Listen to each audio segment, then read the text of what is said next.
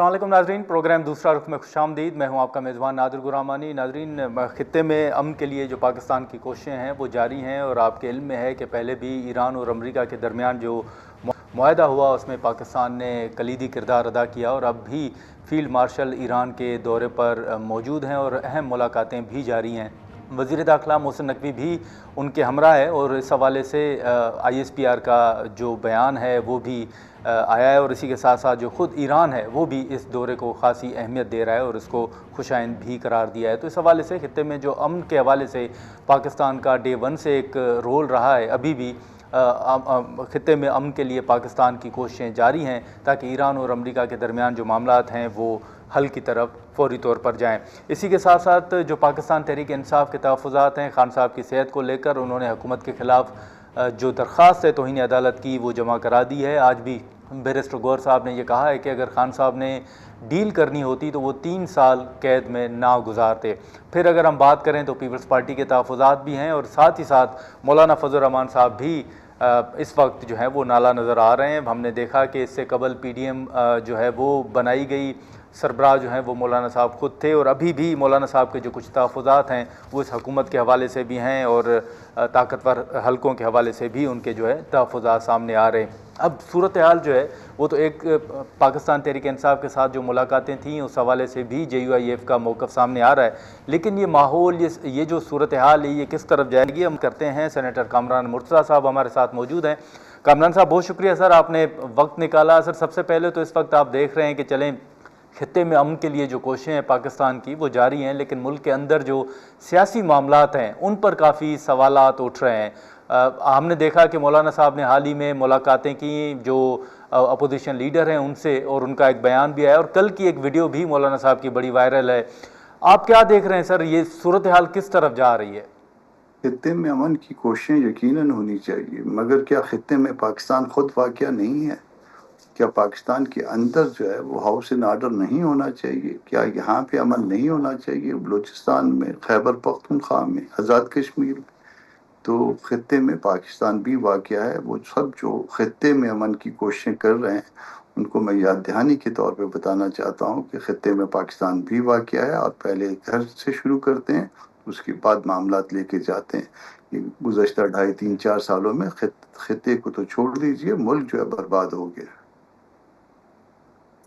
ठीक है, लेकिन मौलाना साहब ये जो इस वक्त मौलाना साहब को सर अगर हम देखें कामरान साहब, तो ये भी कहा गया कि जी मौलाना साहब ने बड़े सख्त बयानात दे दिए हैं। कल की जो वीडियो जिसका मैंने जिक्र भी किया सर, मौलाना साहब की सोच, कामरान साहब आपके मुताबिक क्या है? क्या मौलाना साहब सोच रहे हैं?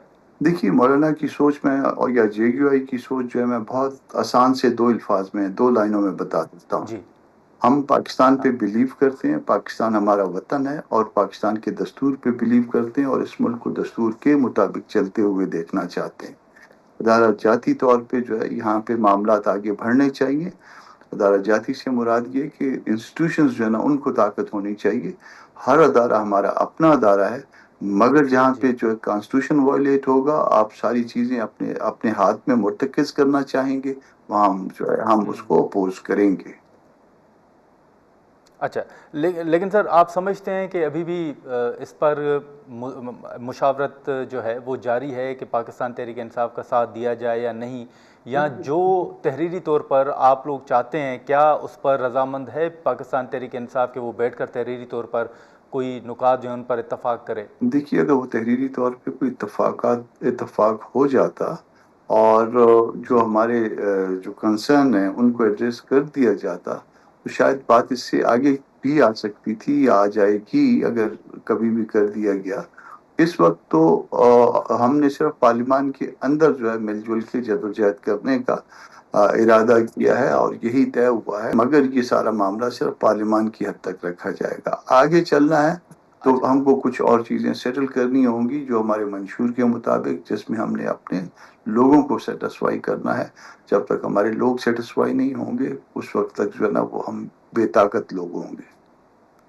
अच्छा, लेकिन सर फिर PTI के एंड पे आपके नज़दीक क्या उनका मौक़िफ़ आ रहा है? वो क्या रिलक्टेंट हैं इस मामले पर कि ये तहरीरी तौर पर लिख कर नहीं दे सकते?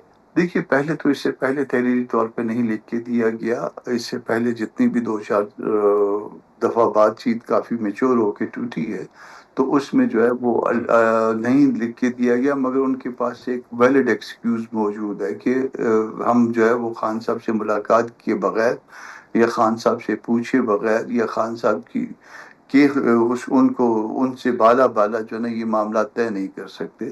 تو ان کے پاس بھی ایک ایکسکیوز موجود ہے جس کو ہم سمجھتے ہیں کہ یہ ویلڈ ہو سکتی ہے، مگر اس کے ساتھ ساتھ ہم اس وقت بڑھنا چاہیں گے جس وقت جو ہے نا ہمارے پاس ہمارے ورکر کو، ہمارے ساتھیوں کو، ہمارے جو ریڑھ کی ہڈی ہے ان کو مطمئن کرنے کے لیے مواد موجود ہوگا کہ یہ دیکھیے یہ جو ان کی چاہت ہے یہ ہو گئی، یعنی جو ہمارے ورکر کی چاہت ہے یہ مکمل ہو گئی. اب اس کے بعد آگے مل جل کے باقی ریمیننگ کے لیے جدوجہد کرتے ہیں.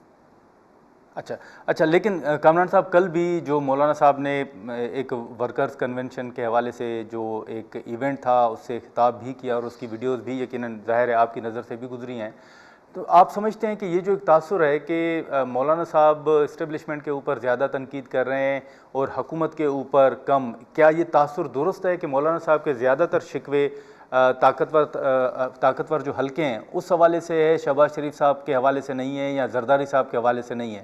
بات یہ ہے کہ باقی لوگ میٹر کتنا کر رہے ہیں، جس کی اس کے اوپر تنقید کرنی ہے نا جو میٹر کر رہا ہے، تو باقیوں کیا ٹھیک ہے. نہیں سر، شہباز شریف صاحب پرائم منسٹر ہیں کامران صاحب. اچھا چلیں، لیکن زرداری صاحب تو صدر ہیں سر. مان لیتے ہیں جی آپ کہہ رہے ہیں تو، مگر صدر کو اپنا اختیار استعمال کرنا آپ نہیں چاہیے. مانتے کامران نہیں صاحب؟ ہم مانتے ہیں، مگر ہم کہتے ہیں کہ صدر بن کے دکھائیں، وزیر اعظم بن کے دکھائیں، یہ نہیں کہ اپنے اختیارات سرنڈر کرتے جائیں، اور وہ بھی سب آرڈینیٹ لیجسلیشن میں، اور ہر چیز سرنڈر کرتے جائیں. ان سے پوچھیں کہ کیا تو سائن کیا. آپ کامران صاحب آپ سمجھتے ہیں کہ شہباز شریف صاحب نے اور زرداری صاحب نے اپنے اختیارات اپنے پاور جو ہیں وہ سرنڈر کیے ہیں؟ جی سب کچھ سرنڈر کیا ہے، اور جمہوریت کو سرنڈر کر دیا، کانسٹیٹیوشن کو سرنڈر کیا ہے. یہ بہت بڑی بد نصیبی ہے اس قوم کی. اختیارات ایک شخص کے پاس نہیں ہونے چاہیے، اس کے اوپر کوئی دو رائے نہیں ہے. اداروں کے پاس ہوتے ہیں اختیارات، ملک کو ادارے لے کے چلتے ہیں اور ادارے دستور کے مطابق چلتے ہیں. اس کے علاوہ جو ہے نا، اور ہم پاکستانی ہیں اور پاکستانی دستور پہ بلیو کرتے ہیں. لیکن کامران صاحب جو بلاول صاحب کا موقف ہے یا ان کا جو اس وقت نیریٹو ہے، جو اپوزیشن سے انہوں نے ملاقات کی ہے، آپ کو لگتا ہے کہ زرداری صاحب اور اس وقت بلاول صاحب کے نیریٹو میں ان کے بیانات میں فرق ہے؟ بلاول صاحب سے ہمارا گلہ یہ ہے کہ پاؤں پہ کھڑے ہوتے ہیں پھر بیٹھ جاتے ہیں، پاؤں پہ کھڑے ہوتے ہیں پھر جو ہے نا ان کو کوئی چکر آنے لگ جاتے ہیں. تو وہ پاؤں پہ کھڑے ہوں، وہ بے نظیر کے بیٹے ہیں، وہ ذوالفقار علی بھٹو کے نواسے ہیں. پاؤں پہ کھڑے ہوں، یہ دستور جو ہے ذوالفقار علی بھٹو کی سربراہی میں بنا تھا. اس میں مفتی محمود صاحب کا اور باقی بہت سے لوگوں کا کردار یقیناً بہت بڑا تھا. مگر اس میں اس کا کریڈٹ جو اگر کوئی کریڈٹ کا اگر اس کو نمبر مارکنگ کرے تو پھر سب سے زیادہ نمبر شاید ان کے نانا کو جاتے ہیں، اور آج اس کو تباہ نہ کریں، آج اس کے مطابق چلیے. اچھا لیکن سر دوسرا، یہ جو توہین عدالت کی پی ٹی آئی نے درخواست دائر کی ہے اس میں ایک ان کے اوپر تنقید ہو رہی ہے کہ جی انہوں نے جو وزیر داخلہ ہے، جو سیکیورٹی کے معاملات ہیں، جن کی ذمہ داری ہے، ان کو فریق نہیں بنایا گیا. آپ بطور سینئر قانون دان سر اس کو کس طرح دیکھ رہے ہیں؟ جی ہاں یہ تو ہے، اور اس سے دو باتیں جو ہے نا، دو سوالات اس سے پیدا ہو گئے ہیں. ایک سوال یہ ہاں کہ آپ نے جان بوجھ کے نہیں بنایا، تو اس کا مطلب ہے کہ آپ اور وہ کہیں پہ رابطے میں ہیں، اور ویسے بھی یہ رابطے رپورٹ بھی ہوئے ہیں. یا پھر دوسری بات یہ ہو سکتی ہے کہ کسی متعلقہ فریق کو نہ بنایا جائے تو پھر آپ نے پراپر پٹیشن ڈرافٹ نہیں کی، پراپر اپلیکیشن ڈرافٹ نہیں کی. تو یہ دونوں میں سے کون سی بات درست ہے، یہ ان کو رسپونڈ کرنا چاہیے. میں نے ایک آدھ پروگرام میں ان کے کسی ساتھی کو سنا، وہ کہتے ہیں کہ کورٹ جیسے چاہے گی تو اس میں تو کورٹ کا کیا کام ہے، یہ کنٹمپٹ پروسیڈنگ ہے. کنٹمپٹ پروسیڈنگ میں آپ نے کسی ڈیفینیٹ سٹینڈ کے ساتھ آنا ہے، سٹانس کے ساتھ آنا ہے کہ کس نے جی کنٹمپٹ کی ہے. چلیں ٹھیک ہے سر، بہت شکریہ کامران مرتضیٰ صاحب، آپ نے وقت نکالا. ناظرین، سینیٹر کامران مرتضیٰ صاحب کی گفتگو آپ نے سنی. ہم یہاں پر ایک مختصر سا بریک لیتے ہیں اور بریک کے بعد قمر زمان کائرہ صاحب ہمیں جوائن کریں گے. प्रोग्राम में एक बार फिर खुशामदीद नाज़रीन। सेनेटर कामरान मुर्तज़ा साहब की गुफ्तगू आपने सुनी। अब जो पीपल्स पार्टी के हवाले से जो चंद सवालात हैं वो हम पीपल्स पार्टी के सीनियर रहनुमा कमरजमान कायरा साहब के सामने रखेंगे। कायरा साहब, आपका बहुत शुक्रिया वक्त निकालने के लिए। इस वक्त सर खान साहब की सेहत को लेकर जो तौहीन अदालत का मामला हो या बाकी उनके बयानात हों, या हाल ही में आज भी बैरिस्टर गौहर साहब ने कहा है कि जी खान साहब ने अगर डील करनी होती तो वो 3 साल जेल में ना गुजारते। एक तरफ सर अगर आप देखें तो खित्ते में अमन के हवाले से पाकिस्तान का एक कलीदी रोल रहा है, लेकिन मुल्क के अंदर जो अंदरूनी मामलात हैं, जो सियासी मामलात हैं, आप समझते हैं कि उनको भी संभाला जा रहा है या वो ज़्यादा बिगड़ चुके हैं? सियासी मामलात में तनाव है अपोजिशन और हुकूमत के दरमियान, वो तो अपनी जगह मौजूद है। और पाकिस्तान में कभी भी ऐसा दौर नहीं आया कि हुकूमत और अपोजिशन के दरमियान को बड़े कॉर्डियल रिलेशंस हों और बड़ा सब तरफ लहरें बह रहे हों। ये तनाव हमेशा रहता है, आजकल जरा ज्यादा है। ऐसी सूरत हाल है, इससे ज्यादा तो कोई परेशानी वाली बात नहीं। लेकिन सर इससे ज़्यादा परेशानी वाली बात आपने देखा होगा कि हाल ही में जो बिलावल साहब ने उल्टी गिनती की बात की या फॉर्म 47 के हवाले से बात की, तो आप तो सर इत्तेहादी भी है ना, तो इस हवाले से भी कहा जा रहा है कि जी आने वाले दिनों में क्या हो रहा है। आपका ज़ाती जो तजर्बा है या तज्जिया कायरा साहब, वो क्या कहता है? क्या नून लीग से अलग हो सकती है पीपल्स पार्टी? पहली बात तो ये है कि बिलावल साहब ने ये बात एक खास तनाजर में कही, ठीक है, और वो ये था कि अगर आपने हमारा इलेक्शन हमसे छीना, हमारा मैंडेट छीना, तो हमारा आपके साथ चलना मुश्किल हो जाएगा। इसकी वजाहत भी करते रहे ना साथ साथ। और वो इलेक्शन हमसे यकीनन इलेक्शन में ज्यादती की गई, हमारा मैंडेट छीना गया, उस पर हमने एहतजाज भी किया। और अभी भी हमारे लीडरशिप की नाराजगी मौजूद है। Peoples party is not happy. लेकिन हम देखेंगे, अभी सीसी की मीटिंग होगी, कि हमें क्या कदम उठाना है। ये भी तो देखना है ना कि हमारे साथ ज्यादती हुई, लेकिन अगर हम कोई ऐसा कदम उठाते हैं जिससे ये हुकूमत गिरे, तो क्या उससे मुल्क का नुकसान तो नहीं होगा? क्या उससे कोई सूरत हाल में बेहतरी आ जाएगी? अगर ऐसा हुआ तो जरूर करेंगे, और अगर निज़ाम को खदशा हुआ तो फिर पीपल्स पार्टी सोचेगी और देखेगी कि हमें क्या करना नहीं चाहिए। कायरा साहब, वो बिल्कुल आपकी बात ठीक है, और हतमी फैसला तो जाहिर है आप सियासी जमात हैं, आप लोगों ने करना है, सीसी ने करना है। लेकिन जिन ऑप्शंस के हवाले से बात की जा रही है, तो उस हवाले से कुछ सवालात ये भी उठ रहे हैं कि फिर अपोजिशन बेंचेस पर बैठना भी तो एक आइनी अमल है। तो आप समझते हैं कि वो आइनी नहीं होगा या उस पर सोच नहीं जा सकती? नहीं, इस पे कोई बात नहीं है कि ये गैर आईनी है। अपोजिशन में बैठना भी आईनी है, हुकूमत के साथ चलना भी आईनी है, हुकूमत को छोड़ देना भी गैर आईनी नहीं है। लेकिन आपने ये देखना है ना कि अगर आप अपोजिशन में बैठ जाते हैं तो फिर हुकूमत गिर जाएगी, हुकूमत का चलना मुमकिन नहीं रहेगा। या हुकूमत कोई फॉरवर्ड ब्लॉक बनवाएगी या हुकूमत गिर जाएगी। और अगर हुकूमत गिर जाती है तो फिर क्या होगा? चारों सूबों में जो सूबाई हुकूमतें हैं उनके यहाँ तो कोई प्रॉब्लम नहीं है, और इन सूबाई हुकूमतों के होते हुए अगर कोई नया इलेक्शन होता है तो क्या होगा? और इस वक्त हमारी क़यादत रीजन के अंदर, हमारी सिविल और मिलिट्री क़यादत इस वक्त रीजन के अंदर जो इस वक्त बहुत बड़े खतरात हैं, बहुत बड़ी एक तनाव है, उसके हल के लिए कोशिशें कर रहे हैं। पाकिस्तान को एक बेहतर मकाम दिलाने की कोशिश कर रहे हैं, और इसमें 4-6 महीने की अनस्टेबिलिटी हमारे लिए आसानियां पैदा करेगी, मुश्किलें पैदा करेगी। क्या होगा ये भी तो देखने की जरूरत है। अच्छा, लेकिन सर अब ये जो इस वक्त सेम पेज के हवाले से ये हमेशा बात की जाती है, खान साहब के दौर में भी सेम पेज का बड़ा जिक्र होता था और अब भी यही बातें हो रही हैं। लेकिन बिलावल साहब ये समझते हैं कि सेम पेज तो है लेकिन दाल में कुछ काला ज़रूर है। एक तरफ मौलाना साहब की नाराज़गी है, आप लोगों की नाराज़गी, या आप लोगों के कुछ खदशात या तहफ़्फ़ुज़ात हैं। आपको भी लगता है सर कि वाकई दाल में कुछ काला ज़रूर है? देखिए, दाल में काला किस रेफरेंस में कहा गया था? कि आप उसको हर जगह अप्लाई नहीं करते। नहीं कायरा साहब, मैंने सर टू द पॉइंट सिर्फ ये कहा कि जो सेम पेज है वो बरकरार है, या बिलावल साहब के मुताबिक दाल में काला जरूर है? मैं नहीं समझ रहा कि किस रेफरेंस में ये बात कही, मुझे याद नहीं है। लेकिन ये जो सेम पेज है, ये तो सिविल मिलिट्री क़यादत खुद भी कहती है, हमें भी नजर आता है, आपको भी नजर आता है। सेम पेज होता भी है और इख्तलाफात भी रहते हैं, साथ साथ वो भी चलता है। ये तो नहीं होता ना कि आप बिल्कुल यक ज़बान हो जाते हैं, डिफरेंस इन ओपिनियन तो रहते हैं। अच्छा, लेकिन कायरा साहब आपको याद होगा सर कि जब पीडीएम बनी थी तो उस वक्त جو اعلامیہ جاری کیا گیا تھا یا اس وقت جو ٹی آر تھے اس میں ایک نقطہ سر یہ بھی تھا کہ اداروں کی مداخلت جو ہے وہ سیاست میں نہیں ہوگی، اور اس پر پریس کانفرنس بھی ہوئی تھی۔ آج سر آپ سمجھتے ہیں کہ واقعی ان پر عمل ہوا ہے، یا آج آپ کیا سمجھتے ہیں کہ سیاستدانوں نے اس عرصے میں کیا کچھ سیکھا اور کیا کچھ حاصل کیا ہے؟ سیاستدانوں نے کیا سیکھا ہے؟ لگتا کم ہے، سیاستدانوں نے لگتا ہے کم ہی سیکھا ہے۔ اگر سیکھا ہوتا تو پی ٹی آئی کے صورتحال یہ نہ ہوتی، وہ سیاسی جماعتوں کے ساتھ مل کے آگے بڑھنے کے راستے پیدا کرتی۔ اور یہ بات درست ہے کہ جب بھی سیاسی جماعتیں اکٹھی ہوئی ہیں تو استحکام آیا ہے، سیاست کی سپیس بڑی ہے، اور سیاسی جماعتیں تقسیم ہوئی ہیں تو اس سے نقصان ہوا ہے۔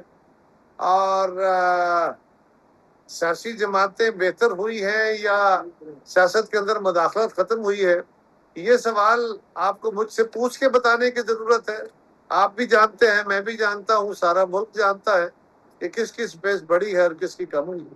اچھا، لیکن سر پھر وہی اسپیس حاصل کرنے کے لیے سیاستدانوں کو آپ کہاں کھڑے ہوتے دیکھ رہے ہیں؟ آپ سمجھتے ہیں کہ کوئی آنے والے وقت میں یا چند سالوں میں کوئی آپ لوگ وہ اسپیس حاصل کر سکیں گے؟ دیکھیے، اسپیس حاصل کرنے کے دو طریقے ہوتے ہیں، ایک تناؤ اور تصادم کا طریقہ ہے، ایک ایوولوشن کا طریقہ ہے۔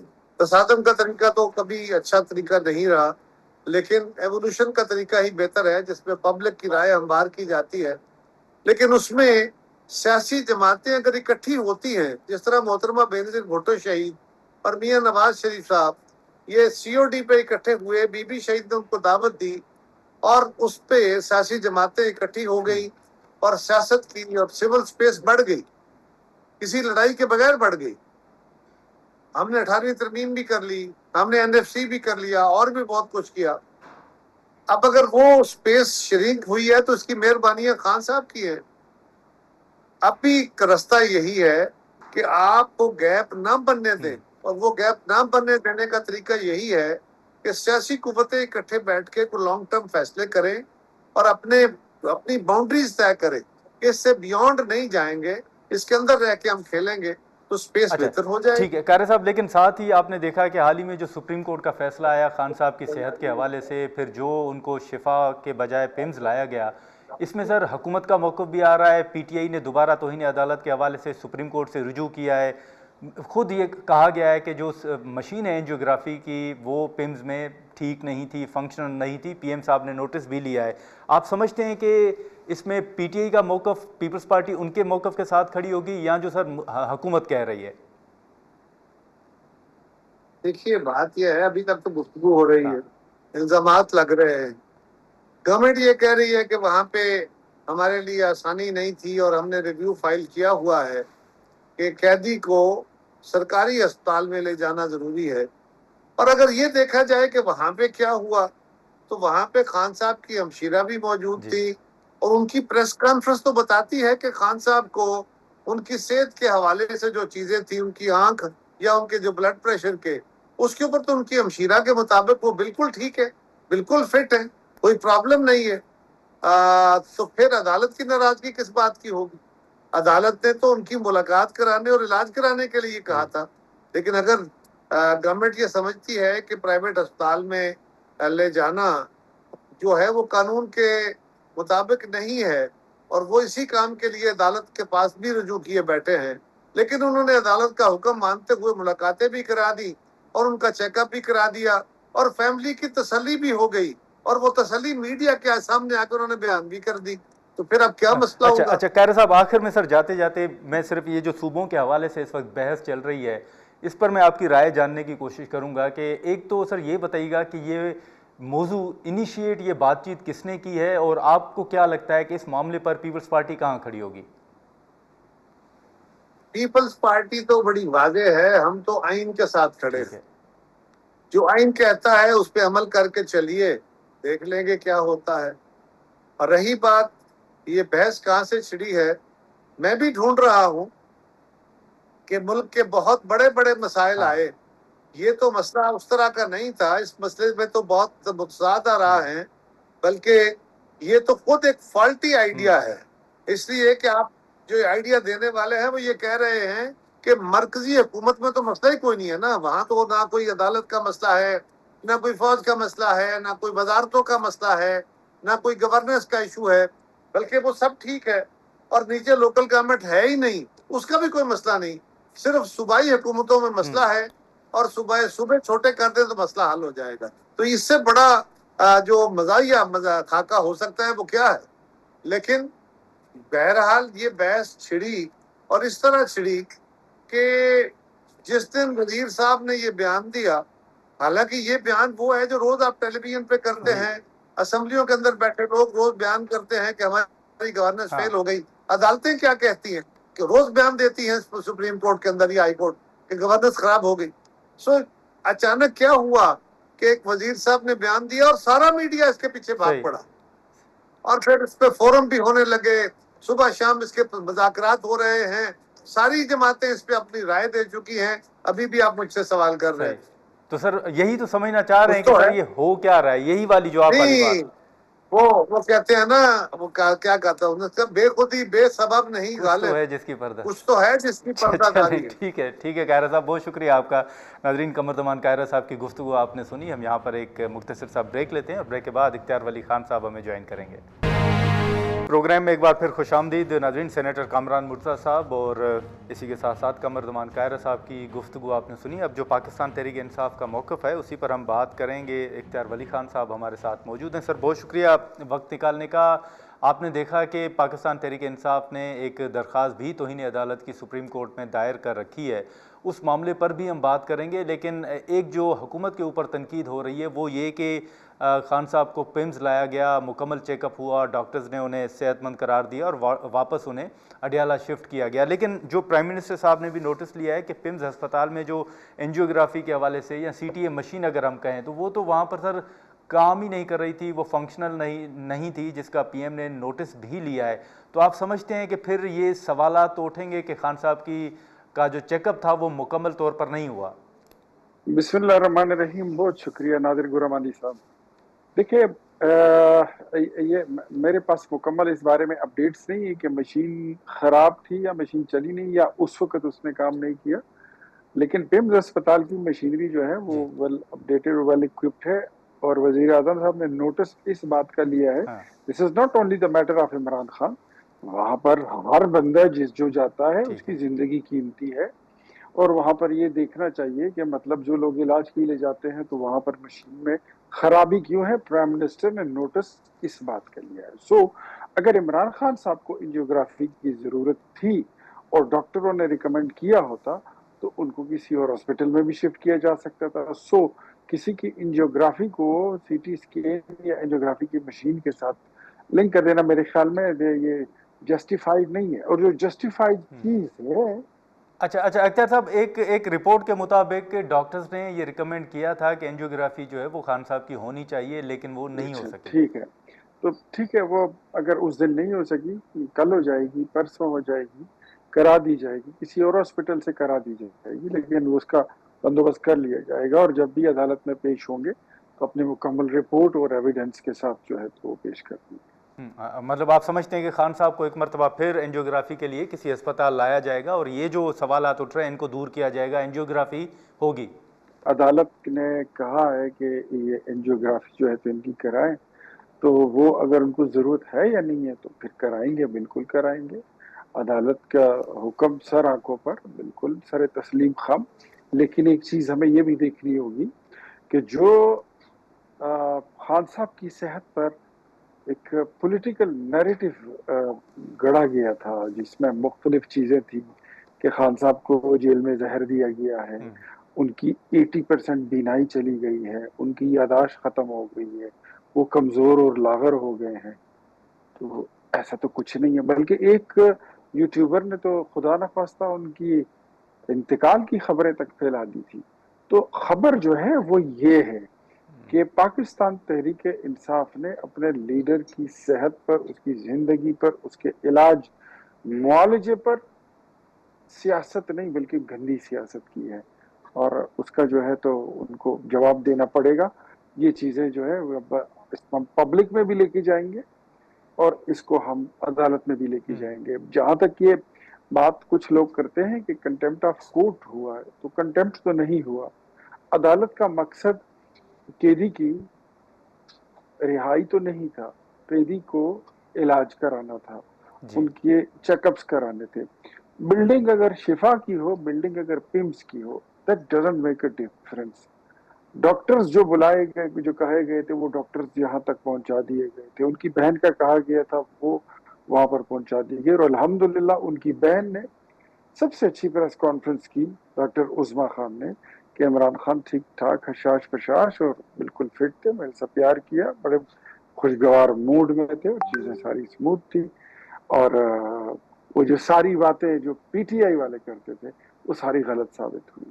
तो मेरे ख्याल में there is no contempt of court. लेकिन सर इख्तियार साहब, आप अदालत जाने की बात कर रहे हैं, लेकिन जैसे आपने भी तौहीन अदालत का जिक्र किया, वो तो हुकूमत से जवाब मांग रहे हैं, तौहीन अदालत की दरख्वास्त भी दायर की, और एक जो उनके ऊपर तनकीद हो रही है कि उन्होंने मोहसिन नकवी साहब का नाम शामिल नहीं किया। आप क्या इस पे कमेंट करेंगे मोहसिन मोहसिन नकवी साहब के नाम पे? मोहसिन नकवी साहब जो है वो उनके मामू का बेटा है ना, इसलिए उसको उसको जो है तो उन्होंने स्पेयर किया हुआ है, और हम तो उनके सुतेले। हालांकि इसमें हुकूमत का तो कोई काम ही नहीं है, टोटली एडमिनिस्ट्रेशन, हाँ इस्लामाबाद एडमिनिस्ट्रेशन की जिम्मेदारी थी। Chief commissioner Islamabad, IG Islamabad, एसएसपीज जो हैं वो उनकी ड्यूटी है। इसमें वजीर आजम का क्या काम है, इसमें हाँ अता तारड़ का क्या काम है, इसमें राना सनाउल्लाह का क्या काम है, दूसरे तीसरे वजीर का क्या काम है? अदालत का हुक्म है, उस पर अमल करना इंतजामिया का काम है, और उन्होंने करना है, उन्होंने किया। जो जवाब उन्होंने देना होगा वो दे देंगे। तो मोहसिन नकवी लेकिन सर साहब जो है ना, लेकिन आईजी हो या चीफ कमिश्नर मोहसिन हो। नकवी जी साहब जी जो है ना, जी मोहसिन नकवी साहब के साथ तो उसका तो नाम लेते हुए भी ये डरते हैं। उसका खौफ जो है वो हमें पहले इतना अंदाजा नहीं था, अब अंदाजा हुआ है कि मोहसिन नकवी से कितने डरते हैं। और क्या कहते हैं कि डरते हैं ये इनकलाबी लोग एक अकेले मोहसिन से। लेकिन लेकिन इख्तियार साहब, बहुत से मामलात में तो खुद हुकूमती जो लोग हैं, जो हुकूमती रहनुमा हैं, वो भी सर मोहसिन नकवी साहब के खिलाफ तो बात नहीं करते। हाल ही में जो उन्होंने बयानात दिए, खुद मियाँ साहब ने कहा कि जी आप रिएक्ट ना लोगों ने करें उनके रिएक्ट बयानात किए, पर। पार्टी के लोगों ने, तो तब जाके मियाँ साहब ने मना किया, रिएक्शन तो आ गई। अच्छा, तो मियाँ साहब को क्यों मना हुकूमत में करना है, पड़ा सर? हमारी वोटों से सेनेटर बने हैं, हमारी वफाकी हुकूमत का हिस्सा है, काबीना का हिस्सा है, वजीर आजम की टीम का हिस्सा है। तो घर में जब ऐसी चीज हो जाती है तो थोड़ी ही जो है तो हर बंदा डंडा सोटा उठा के जाके उसके पीछे ही पड़ जाता है। बड़ों ने फिर सुलह सफाई भी करनी होती है, बिठाना भी होता है, चीजों को दुरुस्त भी करना होता है। सो दिस इज व्हाट मियाँ तो साहब सर बड़ों ने बिठाया फिर डिड। इख्तियार भाई साहब? ये बिठाना ही हो गया ना कि मियाँ साहब के एक मैसेज आ गया, बस उसके बाद से आपने देखा है। हालांकि आप बहुत कोशिश कर रहे हैं कि मैं मोहसिन नकवी के खिलाफ कुछ बोलूं, लेकिन मैं नहीं बोलूंगा। नहीं इख्तियार साहब, मैं ये समझना चाह रहा हूँ, क्योंकि आपने ख्वाजा आसिफ साहब के भी बयानात देखे होंगे, वो पीसीबी हो या दीगर मामलात हों, ख्वाजा आसिफ साहब तो सर बड़ा खुल के बात करते हैं। तो ठीक है ना, और कितनी खुल के बात आपको चाहिए, मुझे तो समझ नहीं आती जितनी। अच्छा अच्छा, चलें। लेकिन सर ये बताएं कि चलें, पीटीआई के मामला तो अपनी जगह पे हैं। कल भी आपने मौलाना साहब को सुना होगा, मौलाना साहब भी सर काफ़ी जो हैं वो नाला नज़र आ रहे हैं हुकूमत के हवाले से। मौलाना साहब का जो गिला है वो उनके पास आजकल इत्तेहाद के लिए आए जा रहे हैं। मौलाना साहब कहते हैं कि मेरे घर से हुई है चोरी, कुछ लोगों ने मेरे घर में डाला है डाका। डाका तो बात की बात है, लेकिन मौलाना साहब का जो चोरी शुदा माल है या मैंडेट है या माल मसरूका है, वो पड़ा हुआ है पीटीआई के घर में। मौलाना साहब को समझ नहीं आती कि अपनी माली मसरूका उनसे रिकवर कैसे कराएं, और वही लोग उनके पास इत्तेहाद के लिए आते जाते भी हैं। बहरहाल उसके लिए मौलाना साहब ने एक दो ऐसी शर्तें रखी हैं पीटीआई के लिए कि मुझे नहीं लगता कि वो ये इत्तेहाद इस सदी में क्या कि अगली सदी में भी नहीं हो सकता। वो मैं नहीं। सर कौन सी शरायत हैं वो? कुछ तो पर्दा रहने देना। अच्छा, तो मतलब आप समझते हैं कि ऐसी, चलें अब आप बात नहीं करना चाहते? मैं बात करना चाहता हूँ, लेकिन मैं राज भी आपके पास हम देख नहीं छोड़ सकता। लेकिन تو اختیار صاحب آپ کے رابطے JUIF کے ساتھ ہیں یا PTI کے ساتھ ہیں کہ آپ کو ہم اندرونی سیاست کہانی کا کرتے پتہ ہیں چل گیا اور ہے؟ بڑے لمبے عرصے سے کرتے ہیں، اور خبر بھی رکھتے ہیں، نظر بھی رکھتے ہیں. ہاں جی، اچھا دوستوں کی بھی اچھا، خبر لیکن سر رکھتے یہ ہیں بتائیں. اور جی رقیبوں کی بھی رکھتے ہیں. اچھا سر، آپ نے حال ہی میں کچھ بیانات سنے ہوں گے، یہ بھی کہا گیا کہ جی زرداری صاحب کو بھی کچھ تحفظات ہیں، وہ ذہنی طور پر میر صاحب نے جیسے کہا کہ وہ ایوان صدر چھوڑنے کے لیے تیار بھی ہیں، بلاول صاحب کی ناراضگی بھی آپ کے سامنے ہے. آپ کو لگتا ہے کہ کوئی ایسا ماحول بننے جا رہا ہے کہ کوئی پیپلز پارٹی جو ہے وہ آئینی عہدے چھوڑنے کے لیے تیار ہو جائے یا کم سے کم اس پہ سوچ رہی ہے؟ یہ صرف ٹی وی ٹاک شوز کی زینت کے لیے یا اخباروں کی زینت کے لیے سوشل میڈیا پر باتیں ہو سکتی ہیں. پاکستان پیپلز پارٹی کہیں نہیں جائے گی. پاکستان پیپلز پارٹی اور مسلم لیگ نون کا اکٹھا ہونا جو تھا وہ ایک بہت بڑے نوبل کاز پر، ہاں جب پاکستان کے خدا نخواستہ ٹوٹنے کی اور دیوالیہ ہونے کی باتیں ہو رہی تھی، جس ایجنڈے پر اور جس نقطے پر ہم اکٹھے ہوئے ہیں وہ سفر بھی ختم نہیں ہوا، وہ بھی جاری ہے. تو مجھے نہیں لگتا، رنجش ہو سکتی ہے، شکوہ ہو سکتا ہے، شکایت ہو سکتی ہے، حکایتیں ہو سکتی ہیں، گلے ہو سکتے ہیں، لیکن راستے الگ نہیں ہو سکتے، کیونکہ ہم ایک ہی منزل کے مسافر ہیں. ہمارا راستہ بھی ایک ہے، اور ہم نے پاکستان بچانے کا اگر میں آپ کو کہوں کہ پاکستان پیپلز پارٹی اور مسلم لیگ نون نے پاکستان بچانے اور اس کو دوبارہ اپنے پیروں پر کھڑے ہونے کی قسم کھائی ہے، تو اس سے زیادہ میں آپ کو کیا بتاؤں. اور وہ ان چھوٹی موٹی چیزوں پر، ایون میں ٹھیک ہے، سمجھتا ہوں کہ گلگت بلتستان اور کشمیر کی حکومتوں جیسی باتوں پر بھی اس اتحاد پہ کوئی آنچ نہیں آئے گا. I am sure, I am clear. چلیں ٹھیک ہے. اختیار ولی خان صاحب بہت شکریہ سر آپ کا، آپ نے وقت نکالا. ناظرین، اختیار ولی خان صاحب کی گفتگو آپ نے سنی. ہم یہاں پر ایک مختصر سا بریک لیتے ہیں اور بریک کے بعد ایک اور اہم ایشو پر گفتگو کریں گے.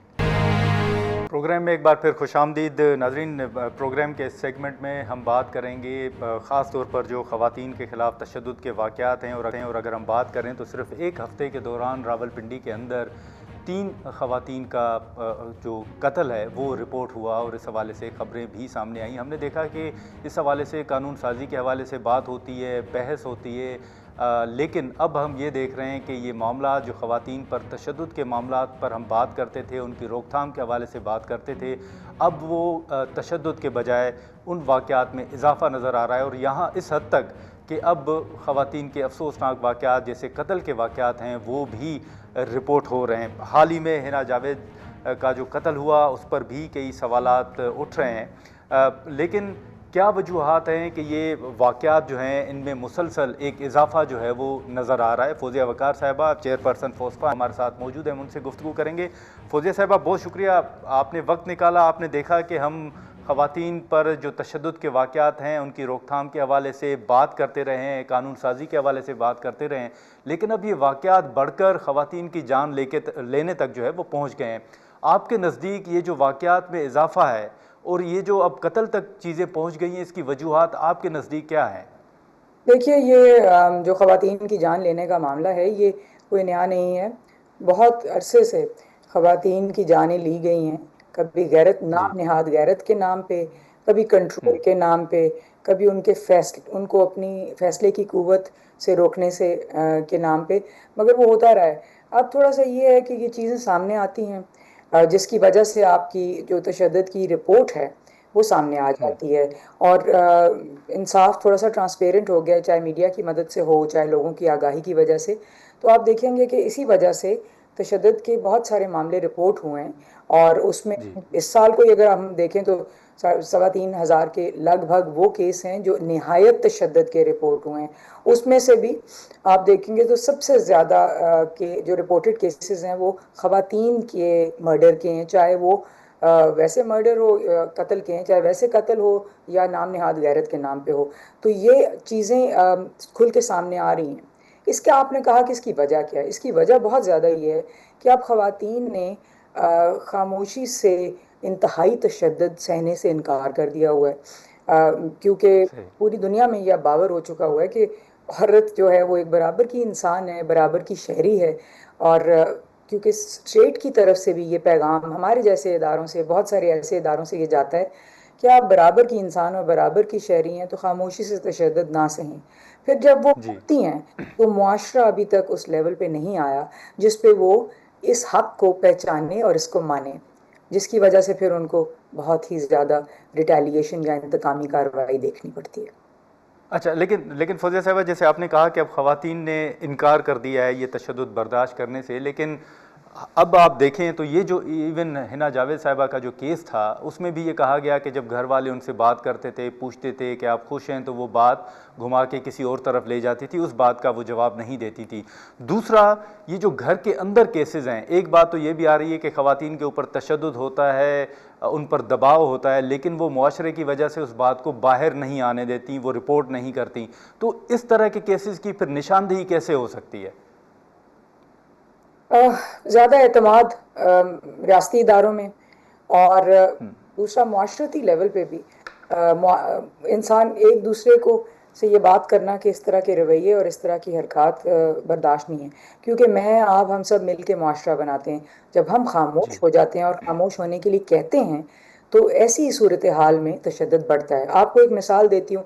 ہمارے پاس ایک کیس آیا تھا جس میں ایک خاتون ہراسانی کا شکار ہوئی، جو جنسی ہراسانی کا شکار ہوئی. تو جی جب اس نے جا کے رپورٹ کی تو اس کے جو سپیریئر آفیسر تھے انہوں نے سب سے پہلے یہ کہا کہ پولیس کو مت رپورٹ کرنا، کیونکہ تمہاری عزت پہ آنچ آئے گی اور تم ایک کماری لڑکی ہو تو تمہاری شادی نہیں ہوگی. ہم نے صحیح. اس فیصلے میں بہت اسٹرانگلی یہ آبزرو کیا کہ اس طرح کی جو ڈسکریجمنٹ ہے، اس طرح کے رویے جو پرپیچویٹ کیے جاتے ہیں، ان کی وجہ سے خواتین مزید خاموش ہو جاتی ہیں. مگر ساتھ ہی ساتھ جب یہ فیصلہ باہر گیا اور لوگوں نے یہ دیکھا تو 4 لوگوں نے اسے ہمت بھی پکڑی ہوگی. اسی طرح سے اگر میں یا آپ، ہمارے ساتھ کوئی کہتا ہے کہ بڈی نو کنٹرول کر کے رکھنا چاہیے، تو آپ جی بجائے ہنسنے کے اور اس میں شامل ہونے کے اس کو کہیں کہ بھائی آرام سے، وہ انسان ہے، انسان کی عزت ہوتی ہے، کنٹرول کا کیا معاملہ ہے، پارٹنرز ہیں، لائف پارٹنرز ہیں، میاں بیوی دونوں ہیں. تو ہمارے معاشرے میں اس وقت خاص طور پہ جو گھریلو تشدد آپ دیکھ رہے ہیں کہیں بھی ہوتے ہیں، لوگ بیوی کو برابر کا انسان یا پارٹنر نہیں سمجھتے، اس کو ایک زر خرید غلام سمجھتے ہیں جس کا کام یہ ہے کہ وہ ان کا گھر مینٹین کرے، ان کی جو ہر بات ہے اس کو مانے اور آگے سے چون چرا نہ کرے. اگر وہ آگے سے کوئی چون چرا کرتی ہے تو وہ ایک سرکش بیوی سمجھی جاتی ہے. اچھا، لیکن فوزیہ صاحبہ، آپ اس بات سے اتفاق کرتی ہیں کہ جیسے ہم بات کر رہے تھے کہ اب یہ طبقے کی یا کسی کے پڑھے لکھے یا ان پڑھ ہونے کی حد تک یہ معاملہ نہیں رہا. نور مقدم کے کیس سے لے کر حنا جاوید کے کیس تک آپ سمجھتی ہیں کہ یہ وہ لوگ تھے جو پڑھے لکھے تھے، اب یہ طبقے اور پڑھے لکھے کی بات تک نہیں رہا محدود؟ بالکل آپ ٹھیک کہہ رہے ہیں.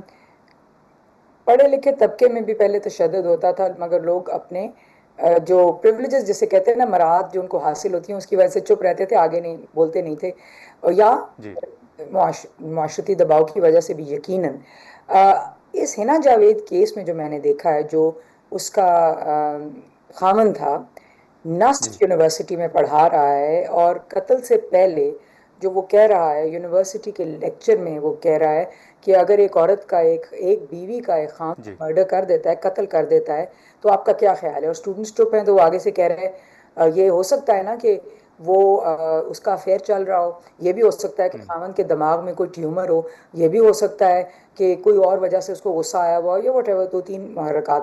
تو کہہ رہے دیکھیے آپ، پھر اس میں کمپلیکسٹی ہے. اب ایک یونیورسٹی جس میں یہ بات ہو رہی ہے، اس کا یہ فرض ہے کہ اس طرح کے رویوں کو وہیں پہ چیک کرے. اور میں یہ سمجھتی ہوں کہ جو ہمارا قانون ہے ہراسانی کا، اس طرح کے رویے اس کے اندر بالکل فال کرتے ہیں. ہمارا قانون جو ہراسانی کا قانون ہے وہ کہتا ہے کہ اگر کسی دوسرے طبقے کے خلاف امتیازی سلوک کیا جائے یا امتیازی رویہ رکھا جائے تو اس کا صحیح، جواب ریاست کرے گی. ریاست کرے. اچھا فوزیہ صاحب، آخر میں مختصراً یہ جاننا چاہوں گا کہ کیا آپ کے پاس بھی اس نوعیت کے کیسز آتے ہیں جس میں لوگ یا خواتین خاص طور پر بات تو کرنا چاہتی ہیں لیکن وہ کہیں کہ جی اس معاملے کو آپ نے پبلک نہیں کرنا؟ جی بہت سارے ایسے کیسز آتے ہیں جس میں خواتین نہیں آواز اٹھانا چاہتی، کیونکہ ان کے گھر والے سب سے پہلے ان کو مورد الزام ٹھہراتے ہیں، اور اس کی وجہ سے وہ نہیں بات پبلک نہیں کرنا چاہتی. ہم ان کو بہت زیادہ تسلی دیتے ہیں کہ آپ کے خلاف جی انتقامی کارروائی نہیں ہوگی، کیونکہ قانون میں انتقامی کارروائی کے خلاف ہمارے پاس پاور ہے اس کو روکنے کے لیے، مگر وہ پھر چل نہیں آواز اٹھاتی. चलें ठीक है। फौजिया साहिबा आपका बहुत शुक्रिया, आपने वक्त निकाला। नाजरीन, फौजिया वकार साहिबा की गुफ्तगू आपने सुनी। अब ज़ाहिर है कि ये मामला ऐसा है जिस पर हमेशा बात भी होती है और ज़ोर भी दिया जाता है कि इन वाक़यात को किसी तरह रोका जाए, लेकिन हम देख रहे हैं कि ये जो रिपोर्ट सामने आ रही हैं वो बड़ी तशवीशनाक और अफसोसनाक हैं, और यही हुकूमत पर जोर दिया जा रहा है कि इन वाक़यात की रोकथाम के लिए कानून तो मौजूद है, लेकिन अमल दरामद के हवाले से कोई अमली इक़दाम भी लिए जाने चाहिए। आज के प्रोग्राम में इतना ही, इजाज़त दीजिए, अल्लाह हाफ़िज़।